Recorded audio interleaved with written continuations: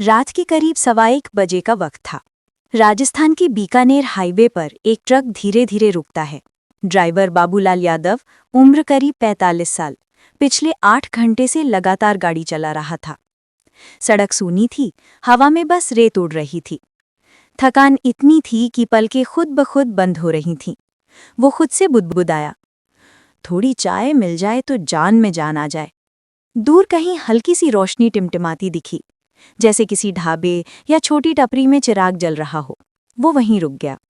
Truck से उतरते ही ठंडी हवा उसके चेहरे से टकराई। टपरी के पास गया। पुराने लकड़ी के तख्त पर एक बूढ़ा आदमी बैठा था, सफेद धोती, झुर्रियों से भरा चेहरा और आंखों में अजीब सी चमक। बाबूलाल ने कहा, ओ लाला, एक चाय बना दो जरा। बूढ़ा मुस्कुराया, बोला, गरम मिलेगी, लेकिन ध्यान रखना, अकेले मत पीना। बाबूलाल हंस दिया, अरे कौन आएगा इस सुनसान में। बूढ़ा कुछ नहीं बोला, बस हल्के से केतली चढ़ा दी। चाय तैयार हुई। गिलास में भाप के साथ एक अजीब सी खुशबू थी, जैसे चाय में लौंग कम कुछ और ज्यादा हो। बाबूलाल ने पहला घूंट लिया। अचानक पीछे से आवाज आई, मेरे लिए भी एक बना दो। उसने पलट कर देखा, कोई नहीं था। बस हवा का झोंका आया और लालटेन हल्के से झूल गई। बूढ़ा बोला, वो रोज यही कहती है। बाबूलाल घबरा गया, कौन? बूढ़ा बोला, जिसने इसी टपरी के पीछे आग में जलकर दम तोड़ दिया था। बाबूलाल की गर्दन अकड़ गई। वो कांपती आवाज में बोला, कौन थी वो? बूढ़ा बोला, 3 साल पहले एक औरत थी, रुखसाना। हर रात यहाँ आती, अपने पति का इंतजार करती। एक रात उसका ट्रक पलट गया और वो यहीं आकर आग में जल गई। अब उसकी आत्मा को सुकून नहीं मिला। इतना कहकर बूढ़ा चुप हो गया। बाबूलाल को लगा शायद बुजुर्ग मजाक कर रहा है। वो बोला, अच्छा बाबा, डराओ मत, चाय बहुत बढ़िया बनी है। बूढ़ा मुस्कुराया, धन्यवाद, अब तुमसे मिलकर अच्छा लगा।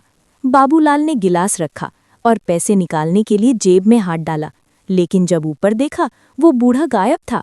टपरी खाली थी, सिर्फ केतली में चाय उबलने की आवाज। बाबूलाल ने चारों ओर देखा। हवा में राख जैसी महक थी और पीछे झाड़ियों से हल्की फुसफुसाहट। अचानक उसने देखा, टपरी के पीछे लाल साड़ी में एक औरत खड़ी है, चेहरा आधा जला हुआ, आंखें चमक रही हैं। वो धीरे से बोली, मेरी चाय ठंडी हो गई। बाबूलाल चिल्लाया, कौन है तू? और भागकर ट्रक की तरफ दौड़ा। उसने इग्निशन ऑन किया, इंजन नहीं चला। बार बार कोशिश की, लेकिन ट्रक जैसे जाम हो गया हो। पीछे से कदमों की आवाज आ रही थी, धीरे धीरे नजदीक। फिर किसी ने उसके कंधे पर हाथ रखा। उसने शीशे में देखा, वो औरत ठीक पीछे खड़ी थी, हाथ में वही केतली जिसमें से धुआं नहीं, काला धुंध निकल रहा था। अकेले मत पीना था। और फिर सब कुछ अंधेरा हो गया। सुबह 6 बजे रोड पेट्रोल वाले उस जगह पहुंचे। ट्रक सड़क किनारे खड़ा था। अंदर बाबूलाल मृत पड़ा था, चेहरा जला हुआ और हाथ में जमी हुई चाय का ग्लास। चारों ओर राख बिखरी थी, जैसे किसी ने कुछ जलाया हो। लेकिन वहां कोई टपरी नहीं थी, बस खाली जमीन।